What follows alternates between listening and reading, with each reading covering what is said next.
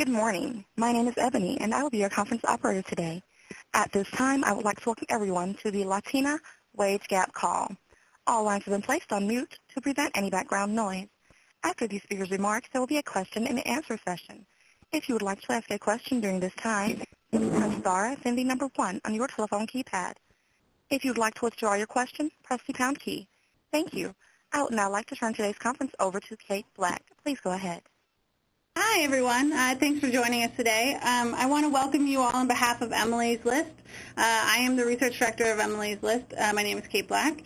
We are the nation's largest resource for women in politics. I'm super excited about hosting this call today along with the Democratic National Committee. For those of you who might not be familiar with Emily's List, we recruit, train, and elect Democratic women at all levels of government. We've helped elect 97% of the Democratic women of color currently serving in Congress right now, including every single Democratic Latina currently serving in Congress. I'm going to review the run of show quickly. After I speak for a few minutes about some exciting new research that our sister organization, American Women, has done, I'm going to turn it over to Lily Adams, who's the Deputy Communications Director at the DNC, to speak a little bit about the importance of today being Equal Pay Day. And then after that, we'll hear from two of our really exciting candidates this cycle, Amanda Renteria, who's running for Congress in California's 21st Congressional District, as well as State Senator Leticia Van de Putte, who is running for Lieutenant Governor of Texas. After those remarks, we'll open it up for questions. And like the moderator said, if you have a question, press 1 at any time.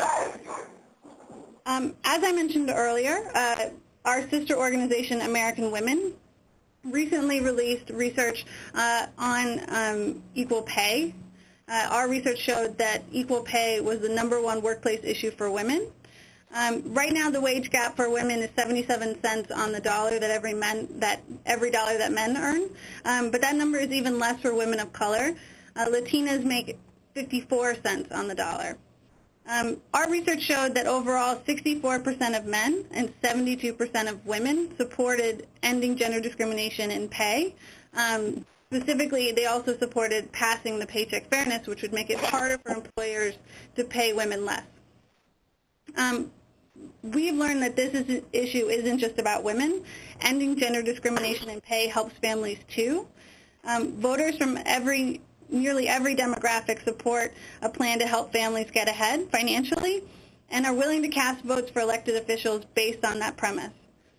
66% of Hispanics support passing the Paycheck Fairness Act, and that number gets bigger in states like Florida, where 72% support policies that would end gender discrimination in pay. We're seeing this issue become a central point in some of the biggest races across the country, and it's one of the clearest contrasts between the two parties. Republicans continue to struggle to defend their opposition on these common sense policies. We need to elect leaders who are going to prioritize expanding economic opportunities for women and families. This is why it's so important to have leaders bringing this issue to the forefront. Nearly every single Emily's List endorsed candidate has made ending gender discrimination in pay a campaign issue. 6 governors, 6 Senate candidates, 24 candidates for Congress, and our candidate for Texas Lieutenant Governor, who will speak later, have all made this a central point of their campaigns. And what's more, we're seeing our Emily's List leaders in Congress being champions on this issue in Washington and draw sharp contrasts with their Republican counterparts across the aisle. The states with the largest populations of Latina working full-time year-round are in California and Texas, and the wage gap for Latinas in those states is far below the national average. I'm happy to have 2 outstanding Emily's List women on the call who can talk a little bit more about how the wage gap affects Latinas in their home states of California and Texas. But first, I'd like to welcome Lily Adams, Deputy Communications Director at the DNC. Hey, Kate, thanks a bunch, and I'm so glad that everybody could get on the call. This is a big day for us at the Democratic Party. We, are sort of honored to host this call and especially highlight the importance of Equal Pay Day for all women and families, but also to talk about the particular effect of wage disparity for Latinas in America. As Kate mentioned, this day marks the day, to show how far into the new year a woman would have to work to make what the average man made the previous year. We sort of here at the Democratic Party are committed to boosting our own success by providing women the tools they need to earn the compensation they deserve. Again, Kate was sort of talking about the importance of this issue, not just for women, but also for families and for our economy.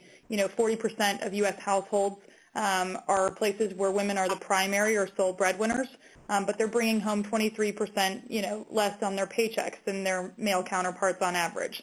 So I just think this is it's going to be an important issue going into the elections, but certainly this is an issue that has been important to Democrats for a long time. As a reminder, the first law the president signed when he became president was the Lilly Ledbetter Act, and that is something that we continually look to build on, and that the president highlighted today at the White House. But this also is a part of a broader economic agenda that Democrats are fighting for, including, again, the Paycheck Fairness Act and raising the minimum wage. While women account for about half of the workforce, 55% of non-tipped workers benefiting from an increased minimum wage are women. And women are even more disproportionately represented in predominantly tipped occupations. So the contrast between us and the Republicans couldn't be more clear. We'll continue to fight for inclusion and opportunity and measures like the Paycheck Fairness Act that you'll hear about from our two candidates who are on this call, where Republicans sort of continue to just sort of dig in their heels, with opposition. We see sort of some of the biggest names on the Republican Party calling equal pay legislation senseless bureaucracy, which is what Chris Christie called it, or Rand Paul, who said that the Paycheck Fairness Act would be harmful, or Marco Rubio, who thinks this is all about political points. It's not about scoring points. This is about basic fairness. And it's going to be a contrast that we're going to talk about a lot going into the elections, and that I know is important to the two candidates that are here. So with that, I won't take up any more time so you guys can get to the good stuff. But I'll kick it over to Kate or Amanda to go on with the call. Yeah. That's great. Thank you, Lily. I want to welcome Amanda Renteria, who is running for Congress in California's 21st Congressional District. Amanda? Yeah, thank you. Thank you, Kate. Thank you, Lily. And really thank you, everybody on this call, because these are the conversations that we need to have across the country. I am really excited about really just being here today and finally elevating a lot of these conversations about women's issues and family issues across my district. And just to give you a little bit of a sense of the Home Valley and where I come from, is this district is one of the poorest across the country. It's actually the 8th poorest across the country. And as I talk to a lot of the families here in our communities, and I was a teacher. My grandmother actually raised 7 kids on her own when my grandfather went back to Mexico. And when you look at how our families making ends meet, this matters a whole heck of a lot. When you're earning, in California, Mexican-American women are earning 44 cents on the dollar. You've got to have at least 2 jobs to even keep up. And then you've got kids at home, and you've got a family to take care of, and you've got to make sure that everyone's okay. And those kinds of things in a district like that, like this, make all the difference in a person's lives, in the kids' lives. And it's one of the things that I know, Congressman Valadao has voted against the Paycheck Fairness Act, or to bring it up, to even have a discussion. And when I think about those kinds of things and what's going on in here in this district and how much people are fighting to have jobs, and when they have jobs, to be able to bring their family out of poverty, this is exactly the kind of thing that really hurts our kids and our future. And it couldn't be more different between Congressman Valadao and I when it comes to fighting for women and for making sure our families can really provide for their families and for our future. And so I'm excited to be running. I'm excited to have all the great support of women around me, but I'm also excited about making a difference for the future of the families here. And that's what this is about. It's exactly right. What you heard from Kate, it's exactly right. It's not just a women's issue. It's a family issue. It's a Latino issue. It's a people of color issue. And it's time that everyone has a shot at the American dream. And part of that piece, a big piece of that, is that making sure that if you're working, you're able to earn a fair pay and you're able to provide for your family. So I'm just excited to be here, and I look forward to the questions that come up. And I'll leave it at that. Thank you. Great. Thank you, Amanda. Now I want to hand it over to State Senator Leticia Vandepute. Leticia. Thank you. Muchísimas gracias, Kate, and great to listen to mi hermana Amanda. And thank you, Lily, and we are so thankful for your deep Texas roots. I am very, very thankful on behalf of Emily's List to be on this call. For us and for Latino families in Texas, but really all families, when it comes to equal pay, the question that I ask is pretty simple. We have 3 daughters and we have 3 sons. And why would anyone want their sons to get paid more for the same job, the same work? We love our children equally. And if they have the same job, what is it that people are so concerned about if they make the same amount of money? In Texas, we know that our Latinas just earn about 45 cents on the dollar. And our lives are changed when that happens. And if the workplace doesn't keep up, it holds back a family's capacity. It holds back the community capacity. And we know that families are changing. More mujeres are their family's main breadwinner than ever before. And so these outdated workplace policies are holding women and their families back. And that has to change because it holds all of us back. It begins with the simple principle. Women should earn that equal pay for equal work. I'm running for lieutenant governor, and I will fight to end this gender discrimination in pay. We actually fought for this in 2011 with a Texas version of our Lilly Ledbetter Act, sponsored by my dear friend, Senator Wendy Davis, who, by the way, is currently running for governor.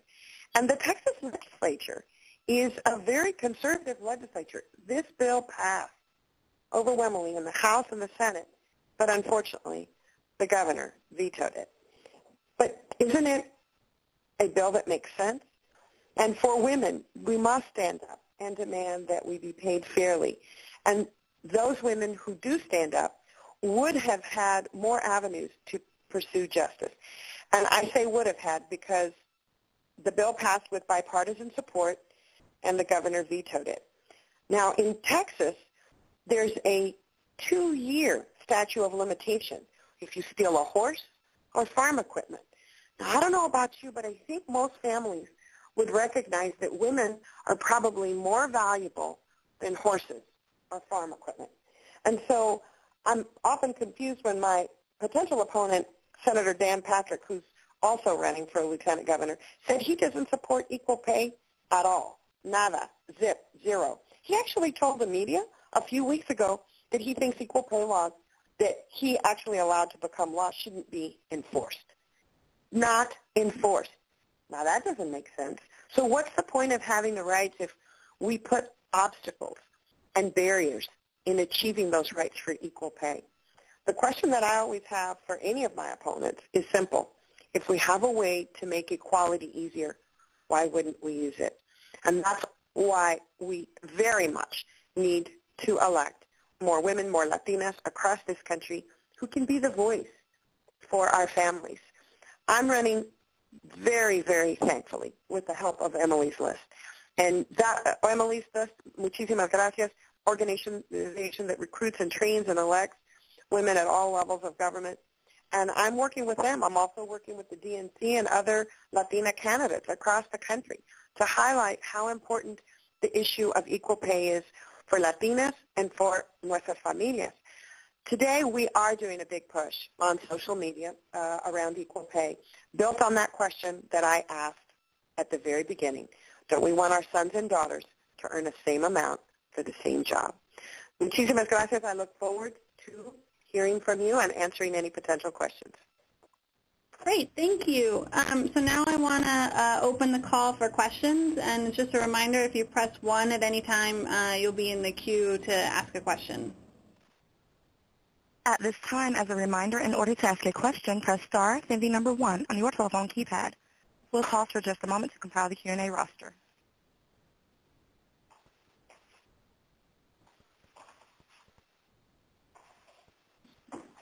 And there are no questions. All right. Well, thank you, everyone, for joining, and a special thanks to our amazing candidates. And again, if you have any other follow-up, Emily's list is here for any additional research you may need. Okay. Thank you, everybody. Thank you for having us on the call. Mm-hmm.